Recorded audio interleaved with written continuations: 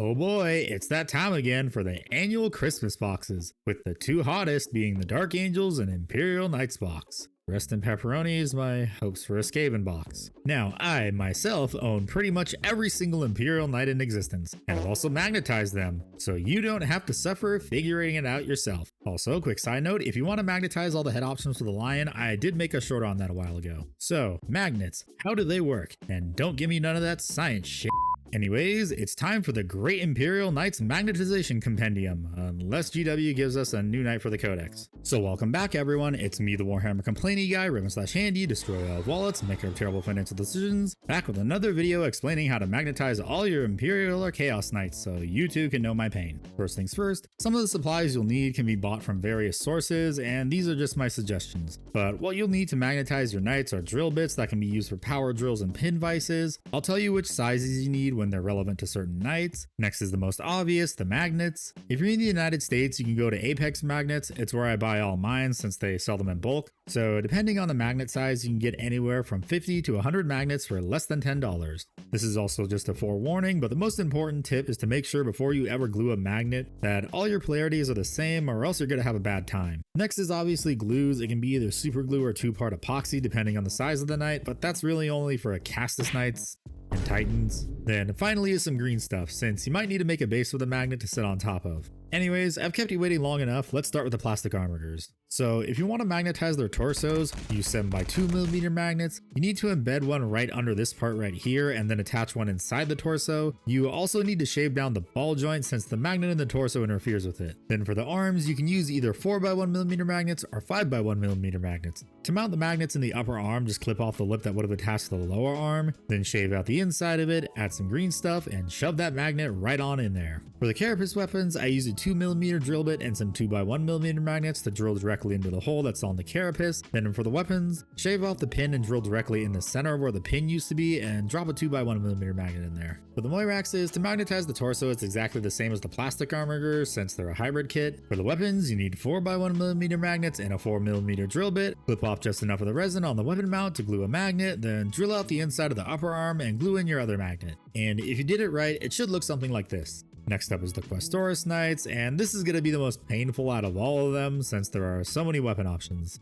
For the torsos, same method as the Armigers, but now using a 12x2mm magnet since it needs to be a little bit stronger. Then for the arms, use 7x1mm magnets, glue them right here for the upper arm after you've shaved down the connection that used to be right here. I should mention you can also use a 7x2mm magnet right here too. For the lower arm, you might need to shave a little bit of the opening off, and then you drop in some green stuff along with the same magnet you used previously, then smash them together and let the green stuff dry. For the carapace weapons, you can hide a 5x1 or 6x1mm magnet inside them by gluing them into the bottom piece right here, and then hide another magnet either 6x1 or 7x1 underneath the carapace armor. For the missile launcher, if you want to use both options, you have to clip out a piece of sprue and glue it to the inside and mount a 7x1mm magnet to it. Then carefully drill out the center of the missiles and glue in a 5x1mm magnet. Okay, now time for the most painful part, which is magnetizing all the big guns. So the first thing you're gonna do is fill in this empty space right here and also on the battle cannon with some green stuff, then drop in some 10x1mm magnets, then smash both parts together and wait for the green stuff to dry. Then for this shield right here, you're gonna do the same thing as the missile launcher by gluing a piece of sprue, or what I use now, which is polystyrene, to the center and add a 7x1mm magnet to one side so it can attach to the gun body. Then you're gonna take your thermal cannon and las impulsor,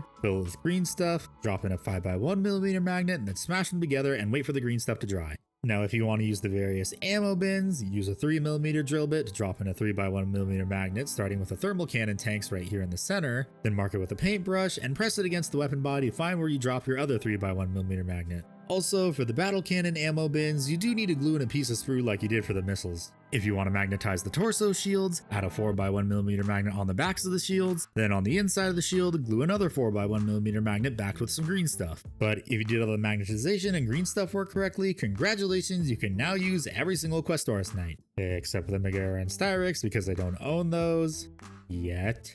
But they should use the same method since they're both hybrid kits. Next is the Dominus Knights. You're going to use the same methods as the Questoris Knights to magnetize the torso and its arms, but I'm just going to mention them again. For the torso, 12x2mm magnets. The upper arms, 2 7x1mm magnets or a 7x2mm magnet. And for the lower arms, a 7x1mm magnet and some green stuff. For the carapace cannons, put some 6x1mm magnets under the carapace right here, and then use the same magnets and glue them to the insides of the carapace cannons right here. For the missiles, you need to expand the missile mounting hole with a 3mm drill bit to fit a 3x1mm magnet, and then drill out the hole for a 3x1mm magnet to the underside of the missiles. So this part right here is if you want to be extra with your Knight Valiant and got the Taro model maker chains. So drill out a 2mm hole for a 2x1mm magnet into the back of the harpoon, and add some green stuff to the inside of the harpoon gun for another 2x1mm magnet. Drop in the magnet, smash the two pieces together, and then wait for it to dry. Then carefully glue some 2x1 magnets to the chain, and there you go. Now you have a magnetized chain. But that's everything for the Dominus Knights. So before I get to the tall boys, it's time for some audience interaction to help boost it to the almighty YouTube algorithm.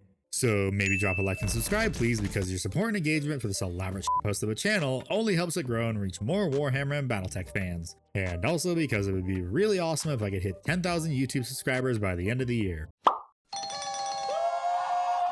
But let me know in the comments down below, what is your experience with magnetizing models? Do you think it's necessary, especially with how expensive Warhammer is getting, along with making it easier to transport large models? And also, this is just for everyone in general. Are you going to be picking up any of the new Christmas boxes this year, or are you going to be marked safe from them today? Now, with my mandatory audience engagement out of the way, it's time for everyone's favorite chassis, the Cerastus Knights. First, I'm going to start with a Resin Knight because this is still irrelevant to the Atropos unless the reveals this month show it that it's going to plastic. And if it is, neat. For the torso, you need a 12mm drill bit so you can add a 12x6mm magnet to the ball joint. Then use an 8mm drill bit to make a hole for an 8x4mm magnet that needs to make direct contact with the other magnet. Then for the arms, use 6x2mm magnets, and you do need to drill out some holes for them with the 6mm drill bit. Then to attach the arms to the torso, I used 12x2mm magnets, and I of course had to drill out the arm. But yeah, that's it for the Atropos. So now, onto the plastic Cerastus Knights. Since plastic is much lighter than resin, large magnets are not as necessary, but it's better safe than sorry with a knight that's much taller. So I use slightly stronger 8x4mm magnets for the legs to torso connection, and you do the same thing as the Questoris and Dominus Knights, so hide one magnet under the ball joint and inside the torso. For the lower arms, I use 6x2mm magnets and green stuff. Then the upper arms also use the 6x2 magnet, but I had to clip off the connection and I filled in a small hole with green stuff and glued the magnet about 3/4 of the way in. But that's pretty much everything for the Cerastus Knights. This next part is if you want to be a bit extra with them. For the Lancer, this was just for the sake of easy transportation. I magnetized the shield using 3x1mm magnets like this. For the hose of the Acheron, you can use 3x1mm magnets if you want to be able to have the hose move with the gun. Then for the pistons, you can also use some 3x1mm magnets so the pistons move with the arm. Ooh, fancy. For the Castigator, I don't own the plastic one, but if the ammo belt is anything like the resin one, you're going to use some 3x1mm magnets to attach it to the bolt cannon. And that's all the Cerastus Knights. Now finally, we get to the big boys, the Acastus Knights. Starting with the basic torso connection, I used a 13mm drill bit to drill out some holes for the magnets, and then because these guys are heavy as f***, for the torso to hip connection, I used these magnets right here because it's too difficult to coherently say it in one sentence, but I chose these ones because they have 11 pounds of pull force when in direct contact with each other because I'm not taking any chances. But now I need to get into the specifics for each Acastus Knight because the magnets each one uses is different from each other. For the Porphyrion, if you want to magnetize the Magna las cannons, you need a 12mm drill bit for a 12x2mm magnet in the arms. Then you need two 12x2 or a 12x4mm magnet for the inner torso because you need to mount sprues inside the torso with the magnets glued to the backs of the sprues. Since I found out if there isn't enough pull force acting on the arms, they will sag. For the smaller torso guns, I use 3x1mm magnets so I can swap between auto cannons and las cannons, and for the missiles, I just use 2x1mm magnets so I can use both options. Then because I'm extra as I made a mechanism for the missile door using 3x1mm magnets. This is what it looks like in case you also want to do it. Just know that it involves also drilling into the large pistons and also the missile bay door so it can move. For the Asterius, I didn't really like the way it drags its arms, so I made some modifications. For the arm to torso connection, Forge World is kind enough to have some pre-sunk holes for these kinds of magnets right here, which I just had to drill a little bit deeper using an 8mm drill bit, and I had to use an additional magnet since even with one, it doesn't even get close to the inner torso magnet. which are 10x2mm. Then for the arm modifications, I used two 10x2mm magnets right here, and you can honestly use one 10x4mm magnet, but those were all I had. I then drilled out a hole in the upper arms for another one of these magnets, which I didn't glue in until I knew it was far enough in to make direct contact with the lower arms, along with also allowing a tiny bit of clearance for the arms to move. Next was the torso mounted Volkites. I glued 4x1mm magnets inside the torso mounts, then 3x1mm magnets on tops of the guns, which I shaved down until it sat flush with the 4x1 magnets. Then because this is going to have lights installed in it, I used 3x1mm magnets right here and a 2x1 on the Volkite hose connection, and I also still need to add more 2x1s right here. Anyways, yes, I'm also being extra as with the crack nose mortar bay door, but I'm still working on it. But that's the Imperial Knights Magnetization Compendium, so now you too can go insane magnetizing every single Imperial Knight in existence until GW releases a new one and then this guide becomes outdated, and then I need to make another one.